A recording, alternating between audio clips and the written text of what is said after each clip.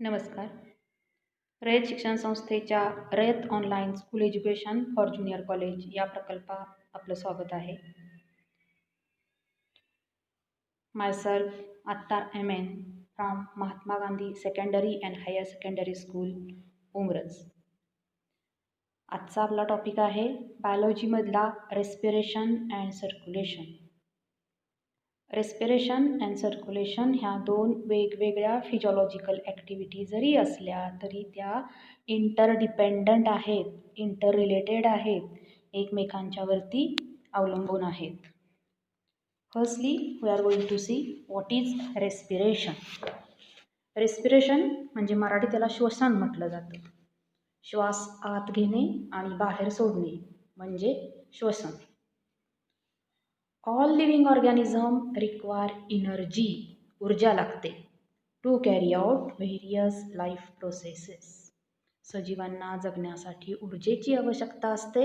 ही ऊर्जा मिळवण्यासाठी काही ATP मॉलिक्यूल्स लागतात आणि ही ATP मॉलिक्यूल तयार होण्यासाठी ऑक्सिजनची गरज असते आणि हा ऑक्सिजन प्रत्येक लिव्हिंग ऑर्गॅनिझमला श्वसनातून मिळतो म्हणजेच respiration. It is a biochemical process of oxidation of organic compound in an orderly manner for liberation of chemical energy in the form of ATP. ATP म्हणजे ॲडेनोसिन ट्रायफॉस्फेट की जो एनर्जीचं बेसिक युनिट आहे. It is a source of energy असं आपण म्हणतो. म्हणजे वातावरणातील हवा आत घेणे आणि पुन्हा नाकावाटे सोडणे याला इन जनरल आपण श्वसन असं समजतो. पण हवेतला ऑक्सिजन आत घेणे, आत म्हणजे फुफ्फुसात, लंग्समध्ये, त्याच्या हवेच्या कोशिकांमध्ये आणि तिथून पूर्ण शरीरभर जिथं आवश्यक असेल तिथं प्रत्येक सिस्टीममध्ये, प्रत्येक टिश्यूमध्ये, प्रत्येक सेलपर्यंत पोचवणं आणि तिथं तयार झालेल्या मेटाबॉलिक ॲक्टिव्हिटीमधून जो काय कार्बन डायऑक्साईड तयार झाले असेल, जो काय respiratory gas which is harmful to body असा असेल, तो पुन्हा ब्लडमधून नेसल कॅव्हिटीपर्यंत लंग्सपर्यंत आणणं आणि बाहेर टाकून देणं, दॅट इज द रेस्पिरेशन. म्हणून या डेफिनेशनमध्ये biochemical process, oxidation, organic compound, orderly manner, liberation of energy असे शब्द आलेले. डेफिनेशन पुन्हा एकदा बघा. It is a biochemical process of oxidation of organic compound in an orderly manner for liberation of chemical energy in the form of ATP. आता gaseous exchange म्हणजे respiration. Respiration हे फक्त ह्युमन बिईंगमध्येच होतं असं नाही, तर ते प्लांट्समध्ये सुद्धा होतं. Respiratory exchange is a simple physical process. For efficient gases exchange, the respiratory surface should be, it should be large surface, it should be thin, highly vascular and permeable to allow exchange of gases. Permeable, सहजासहजी by the diffusion process oxygen आणि carbon dioxide यांचा transport होईल अशा permeable मेम्ब्रेननं हे respiratory organs तयार व्हावे लागतात. And it should be always moist. आता गॅसियस एक्सचेंज इन प्लांट, स्क्रीनवरती तुम्हाला एक डायग्राम दिसते की ज्यामध्ये लीफचं पानाचं स्ट्रक्चर आहे, which is scattered by the number of stomata.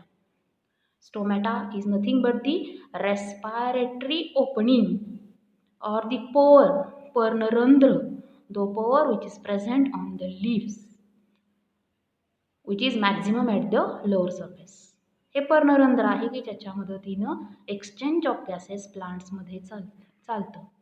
त्याच पद्धतीनं स्टेमवरती किंवा उडी फ्लावरिंग प्लांटमध्ये असणारे छोटे छोटे बार्कवर असणारे त्याचे जे छोटे छोटे पोर्स आहेत, या पोर्समधून सुद्धा काय होतं तर रेस्पिरेशन चालतं. तर डायग्राममध्ये आपल्याला एक बार्कची डायग्राम दिसते आणि एक लीव्स दिसतात की ज्याच्यावर स्टोमॅटा आहेत. Next one, respiration in animal. Respiration हे लोअर ॲनिमल्सपासून हायर ॲनिमलमध्ये इव्हॉल्व होत गेलं. जसं जशी उत्क्रांती झाली त्या उत्क्रांतीच्या नियमानुसार सजीवामध्ये जे ॲडॅप्टेशन झालं त्याप्रमाणे त्यांचे रेस्पिरेटरी ऑर्गन्स चेंज होत गेले. Protista which is called as the strictly aquatic animal, shows the presence of plasma membrane as the respiratory organ. Next to that, flatworm, that is Planaria, Annelida, earthworm, which is supposed to be aquatic and semi-aquatic, which also use the plasma membrane for the respiration. Insects like cockroach, respiratory in that is the trachea and the spiracles. Next to that, amphibians. Amphibian म्हणजे उभयचर प्राणी, which used the gills when they are present in water in the embryonic condition, and as it become adult, that terrestrial animal, they adapted to respire by means of the lungs. Fish गिल्सनी respiration करतात. Reptile, birds, mammal हे लंग्सनी respiration करतात. हे CETसाठी किंवा आपल्या ऑब्जेक्टिव्हसाठी अत्यंत महत्त्वाचा हा चार्ट आहे. पुढचा पॉईंट आहे आपला respiratory system in human being. Respiratory system in human being. The respiratory system brings about inspiration, expiration and exchange of gases in the lungs. Inspiration म्हणजे हवा आत घेणं, expiration म्हणजे हवा बाहेर सोडणं, along with exchange of gases in the lungs. These are transported by the blood from the lungs to the different tissues. मगाशी आपण बघितलं मेटाबॉलिक ॲक्टिव्हिटीमधून प्रत्येक टिश्यूमध्ये प्रत्येक सेलमध्ये तयार झालेला कार्बन डायऑक्साईड हा ब्लडमधून लंग्सपर्यंत आणला जातो आणि लंग्समध्ये आलेला बाहेरून आलेला ऑक्सिजन हा पुन्हा ब्लडमधूनच पूर्ण सेलला दिला जातो. का तर ॲल्व्हिओलाय या ज्या असतात म्हणजे हवेच्या कोशिका यासुद्धा परमिएबल मेम्ब्रेननी बनलेल्या आहेत. ब्लड सेल्स ज्या डिफ्युजन करतात त्यासुद्धा सेमी परमिएबल मेम्ब्रेननी बनलेल्या आहेत आणि टिश्यू सेल्स यांनासुद्धा परमियाबिलिटी आहे. त्यामुळं सहजासहजी ऑक्सिजन आणि कार्बन डायऑक्साईड डिफ्यूज करणं हे शक्य होतं. The respiratory system is made by the nose, pharynx, larynx, trachea, bronchi, lungs and alveoli. One by one we are going to see nose. Nose has the pair of slit-like opening which is called as the external nares or nostrils, by which the air enters in the nasal cavity, which is made by the three parts: vestibule, conditioner and the olfactory chamber. Vestibule. Vestibule is the primary or first part of nostril in which hairs are present, which plays important role in the filtration of air and trapping of the dust particle. श्वास घेतल्यानंतर along with that air जे काय dust particle enter होणार आहे ते त्या हेअर्समध्ये चिकटून राहतात आणि एअर फिल्टर करून आत जाते. दुसरा पार्ट आहे रेस्पिरेटरी ट्रॅक की ज्याला आपण कंडिशनर असं सुद्धा म्हणू शकतो. It is middle part which is the vascular and which helps the warmer and moistening the air. Last one, olfactory chamber, which is also called as the sensory chamber. Sensory chamber is used for the sensation of smell as it is lined by the olfactory epithelium. म्हणजे वरच्या बाजूच्या नेसल कॅव्हिटीमध्ये सुद्धा तीन part आहे. पहिला व्हेस्टिबल की जो एअरमधले डस्ट पार्टिकल ट्रॅप करण्याचं काम करतो. दुसरा कंडिशनर की जो एअर वॉर्म करण्याचं काम करतो. आणि तिसरा सेन्सरी चेंबर की जो सेन्स ऑफ स्मेलचं काम करतो. Next part pharynx. Pharynx is divisible into three parts: the nasopharynx, the laryngopharynx and the oropharynx. It is divisible into three parts. The nasopharynx is uppermost part from the nasal cavity. It leads into oropharynx. आता बघा oropharynx. oropharynx हा digestive सिस्टीमचा आणि respiratory सिस्टीमचा एक common passage असतो की जिथून फूड आणि एअर एकाच वेळी आत जाते. जेवताना आपल्याला अचानक ठसका लागतो. रेस्पिरेशन सुरू असताना आपण जर गडबडीत जेवत असेल तर एखादा अन्नाचा कण त्यामध्ये जातो आणि अन्नाचा कण रेस्पिरेटरी ट्रॅकमधून अगदी खालीपर्यंत जाऊ नये म्हणून आपल्याला ठसका लागतो. का तर यामध्ये काही सिलिया असतात which beats continuously and try to throw that the foreign particle outside the body. Next part आहे लॅरिंग्स, की ज्याला स्वरयंत्र म्हटलं जातं. It is also called as the voice box. It is the part of the respiratory tract which contain vocal cord for the producing of sound. Sound प्रोडक्शनचं काम करतं आहे म्हणून आपण त्याला व्हॉइस बॉक्स म्हणतो. The larynx extend from the laryngopharynx and the hyoid bone to the trachea. Structure, it is hollow tubular structure. Its wall is made up of the cartilaginous plates and held by the membrane and muscles. Internally, it is lined by the pair of folds of elastic vocal cords. Voice is produced by the passage of air between vocal cords.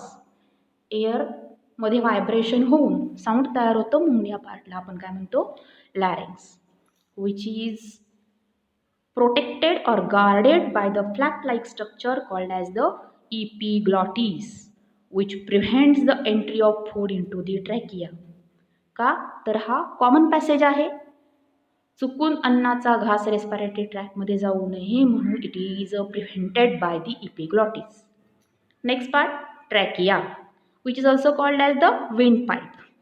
Trachea is the long tube having the 10 to 12 centimeter. It runs through the neck in the front of the esophagus. Digestive सिस्टीमचा जो oesophagus part आहे त्याच्या पुढं असणारी C shaped कार्टिलॅजिनसनी support केलेली tube, की जी आपल्या घशामध्ये हात लावल्यानंतर खरखरीत किंवा सी शेप्ड कार्टिलेजची लागते, ती म्हणजे ट्रॅकिया.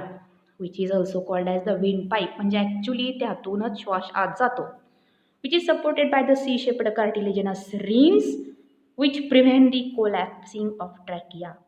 इसॉफेगस हा डायजेस्टिव्ह सिस्टीमचा पार्ट आहे which is always remains in the state of the closed condition. आणि अशा क्लोज्ड कंडिशनमध्ये कोलॅप्सिंगमध्ये ट्रॅकिया राहू नये, कारण रेस्पिरेशन ही कंटिन्युअस प्रोसेस आहे, त्यामुळे it is supported by the C shaped cartilage. Next part, bronchi. Bronchi म्हणजे काय, ट्रॅकियाच्या ज्या छोट्या छोट्या ब्रांचिंग आहेत त्याला आपण ब्रोंकाय म्हणतो. Trachea divides into right and left primary bronchi. As it reaches in the middle of the thoracic cavity, bronchi are supported by the C-shaped incomplete rings of the cartilage. जे primary bronchi, secondary bronchi, tertiary bronchi, या trachea divides and redivides into bronchi, आणि ब्रोंकायचे सुद्धा पुन्हा left right पुन्हा त्याचे छोटे primary secondary असे ब्रोंकायचे डिव्हिजन अँड रिडिव्हिजन होतात.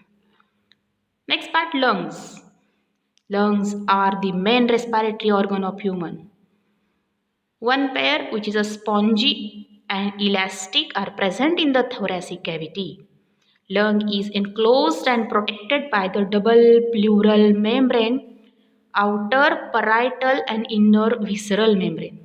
3 लेयर्सनी लंग्स प्रोटेक्ट केलेले आहेत. हा सुद्धा आपल्या ऑब्जेक्टिव्हला किंवा CET साठी महत्त्वाचा प्रश्न आहे. Between the two pleura, the pleural cavity is filled by the lubricating fluid called as the pleural fluid.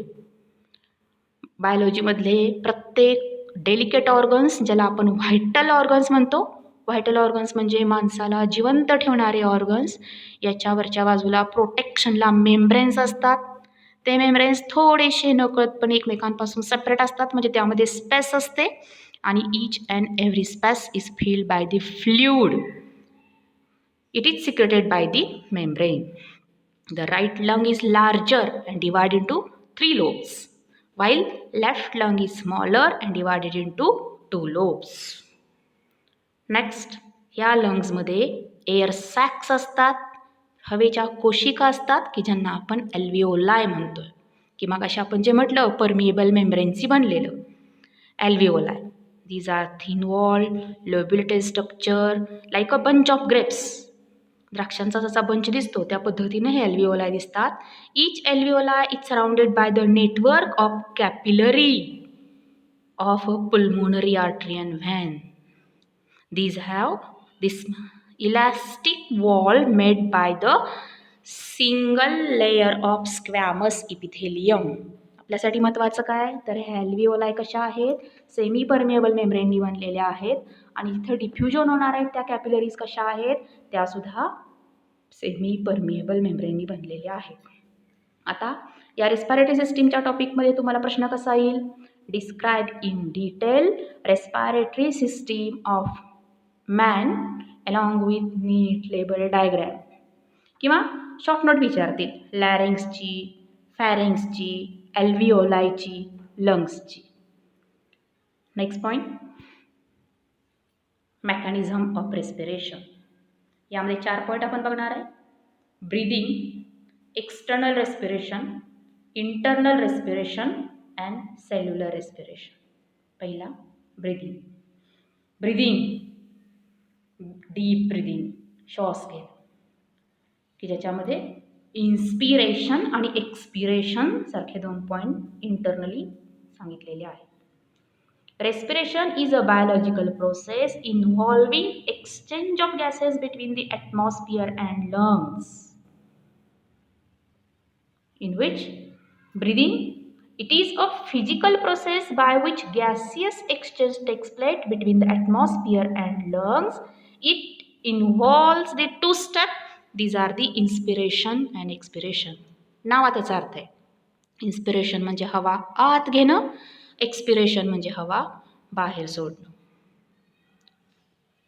Next, यासाठी कोण मदत करतं, तर these steps involve the part of thoracic cage, छातीचा पिंजरा, रिब्स, बरकड्या, sternum and the intercostal muscles and the diaphragm. छातीच्या मध्ये जो पडदा आहे डायफ्रॅम, हा वरती आणि खालती, which separate the abdominal and thoracic cavity. हा मध्ये जो डायफ्रॅम आहे, हा डायफ्रॅम वरती रेज होतो आणि खाली ओढला जातो. कशामुळं, कॉन्ट्रॅक्शन आणि रिलॅक्सेशन रीपच्या कॉन्ट्रॅक्शन आणि रिलॅक्सेशनमुळं, की ज्याच्यामुळं इन्स्पिरेशन आणि एक्सपिरेशन अशा प्रोसेस होणार आहेत. आता इन्स्पिरेशन बघा, इन्स्पिरेशनमध्ये काय होतं आहे, during the inspiration the atmospheric air taken in the lungs. Inspiration, बाहेरची हवा लंग्समध्ये घेतली. It due to pressure form between the lungs and atmosphere. It is an active process in which the diaphragm becomes flat. काय झालं, हवेतला पूर्ण gas आत घेतला गेला, त्यामुळं तो जो डायफ्रॅम होता it goes downward. Intercostal muscles contract झाल्या, त्यामुळे डायफ्रॅम कसा झाला, खाली गेला. एक्सपिरेशनमध्ये काय होतं आहे, during the expiration the thorax contracts and causing air to exhale. Thoracic cavity contract झालेली आहे, म्हणजे लंग्सवरती दाब पडलेला आहे, आणि लंग्सवरती दाब पडला की काय झालं, ॲटोमॅटिक तेथून जो हवा आत आहे ती हवा फुग्यातून जशी बाहेर येते तशी लंग्समधून बाहेर आली. The diaphragm relax and pushed upward. आता डायफ्रॅम काय झाला, जसे जसे लंग्स कॉन्ट्रॅक्ट झाले डायफ्रॅम हळूहळू वर आला आणि it becomes the dome shaped, म्हणजे अपवर्ड डायरेक्शनला. The intercostal muscles relax. इन्स्पिरेशनमध्ये ज्या कॉन्ट्रॅक्ट झालेल्या होत्या त्या इंटरकोस्टल मसल्स इथं काय झाल्या, रिलॅक्स झाल्या. The rib cage inward and downward. Diagram दाखवलेली बघा, इन्स्पिरेशन आणि एक्सपिरेशनची ॲरो तिथं इंडिकेट करतायत ही प्रोसेस कशी कशी चालते ती. Next one, external respiration. थोडक्यात एक्सटर्नल रेस्पिरेशन म्हणजे लंग्समधलं respiration. That is the exchange of gases in alveolar layer, की लंग्समध्ये maximum number of alveoli are present which plays important role in diffusion of air, that is transport of the carbon dioxide and the oxygen. आणि ह्या लंग्समधल्या रेस्पिरेशनला आपण external respiration म्हणतो. The alveoli consist of a layer of squamous epithelium. मगाशीच बघितलं आपण. It is internally associated by the network of capillaries, की ज्याच्यामधून शरीरातला कार्बन डायऑक्साईड ब्लडमधून तिथंपर्यंत पोचला. The capillary wall is made by the squamous epithelium. म्हणजे थोडक्यात हे दोन्ही सेमी परमिएबल मेम्ब्रेननी बनलेले आहेत असं समजूयात. Both the layers have the similar structure and are the thin wall. Together they make up the respiratory membrane. Through this gaseous exchange taken place between the alveolar air and blood. आता transport of oxygen आणि transport of carbon dioxide दोन्ही इथं होणार. Transport of oxygen जो सेल्सनी carbon dioxide घेऊन आलेले आहेत तो HbCO2 हा CO2 लंग्समध्ये काढून घेतला जाईल which is replaced by the O2 म्हणजे HbO2. थोडक्यात deoxygenated blood converted into the oxygenated blood by the with the help of the oxygen which is present in the lungs. या डायग्राममध्ये क्लिअरली आपल्याला दिसतं आहे. तिथंच पुस्तकामध्ये काही डेफिनेशन्स आहेत. Tidal value, it is the volume of air inspired and expired during the normal breathing. आपण सहजासहजी जे श्वसन करतो त्यामध्ये जी एअर आत जाते आणि जी एअर बाहेर येते याला टायडल व्हॅल्यू म्हणतात. नॉर्मली किती असते तिची कपॅसिटी 500 ml. दुसरं आहे inspiratory reserve value, the maximum volume of air or extra volume of air that is inspired during the forced breathing. त्याला आपण काय म्हणतो IVR. फोर्सफुली रेस्पिरेशनने जास्तीत जास्त मॅक्झिमम एअर इन्स्पायर करणं. एक्सपायरेटरी रिझर्व शब्दाचाच अर्थ आहे the maximum volume of air that is expired during the forced breathing. Next आहे डेड स्पेस. तुमच्या पुस्तकामध्ये पेज नंबर 157 वरती ह्या डेफिनेशन्स आहेत की ज्या आपल्याला डेफिनेशन म्हणून महत्त्वाच्या आहेत, शिवाय आपल्याला ऑब्जेक्टिव्हची क्वेश्चन म्हणूनही महत्त्वाच्या आहेत. Dead space, the volume of air that is present in the respiratory tract but not involved in the gases exchange. आपल्या लंग्समध्ये काही हवा अशीच असते की ज्याचा डायरेक्टली रोल होत नाही रेस्पिरेशनमध्ये, पण ती तिथं असते, त्याला आपण डेड स्पेस. प्रत्येक बायोलॉजिकल शब्दाच्या टर्मिनॉलॉजीला काहीतरी स्पेसिफिक मिनिंग आहे. रेसिड्युअल व्हॅल्यूम, रेसिड्यू म्हणजे बाकी. The volume of air that remain in the lungs and the dead space even after the maximum expiration. अशा काही डेफिनेशन्स आहेत. Total lung capacity, the maximum amount of air that the lungs can hold after the maximum forceful inspiration. Vital capacity, the maximum amount of air that can be breathed out after maximum inspiration. It is sum total of the TV, IRV, ERV. TV म्हणजे tidal volume, IRV म्हणजे इन्स्पायरेटरी reserve volume आणि ERV म्हणजे expiratory reserve volume. Next point internal respiration. या internal रेस्पिरेशनमध्ये 2 points आहेत, transport of oxygen आणि transport of carbon dioxide. The two main components of blood involved in the transport of respiratory gases as carbon dioxide and oxygen are RBCs and the plasma. पहिलं बघूया आपण transport of oxygen. Oxygen transported only 3% of transported in the dissolve state by the plasma. Oxygen आणि carbon dioxide या दोन्हीचाही transport जो tissue लेवलला होतो याला आपण इंटरनल रेस्पिरेशन असं म्हणतो. Cellular, last point, cellular respiration. It is the last step taking place inside the cell where food is oxidised and ATP is generated. It can be made by the 2 steps, oxidation आणि phosphorylation. Oxidation, breaking down of complex organic molecule into simple organic molecule with release of the energy. आणि photophosphorylation याचा अर्थ it involves trapping the heat energy in the form of high energy bond of ATP molecule. अशा पद्धतीनं आपण इथं रेस्पिरेशनचा point पाहिलेला आहे. Next तुम्ही पुस्तक स्टडी करा आणि यामध्ये आत्ता सांगितलेले सगळे CETचे क्वेश्चन्सही बघा.